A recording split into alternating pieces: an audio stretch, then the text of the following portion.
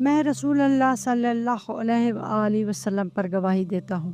یا عطا نے کہا کہ میں ابن عباس پر گواہی دیتا ہوں کہ نبی صلی اللہ علیہ وآلہ وسلم ایک مرتبہ عید کے موقع پر مردوں کے صفوں میں سے نکلے اور آپ کے ساتھ بلال رضی اللہ عنہ تھے۔ آپ کو خیال ہوا کہ عورتوں کو خطبہ اچھی طرح نہیں سنائی دیا، تو آپ نے انہیں علیحدہ نصیحت فرمائی اور صدقے کا حکم دیا۔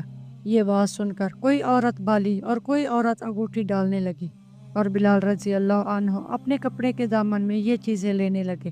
اس حدیث کو اسماعیل بن علیہ نے ایوب سے روایت کیا۔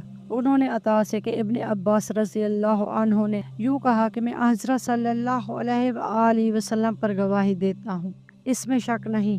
امام بخاری کی غرض یہ ہے کہ اگلا باب عام لوگوں سے متعلق تھا، اور یہ حاکم اور امام سے متعلق ہے کہ وہ بھی عورتوں کو بات سنائے۔ صحیح بخاری حدیث نمبر 98۔ انہوں نے عرض کیا، یا رسول اللہ صلی اللہ علیہ وآلہ وسلم، قیامت کے دن آپ کی شفاعت سے سب سے زیادہ سعادت کسے ملے گی؟ تو رسول اللہ صلی اللہ علیہ وآلہ وسلم نے فرمایا، اے ابو ہریرہ، مجھے یقین تھا کہ تم سے پہلے کوئی اس کے بارے میں مجھ سے دریافت نہیں کرے گا، کیونکہ میں نے حدیث کے متعلق تمہاری حرص دیکھ لی تھی۔ سنو، قیامت میں سب سے زیادہ فیض یاب میری شفاعت سے وہ شخص ہوگا جو سچے دل سے یا سچے جی سے لا الہ الا اللہ کہے گا۔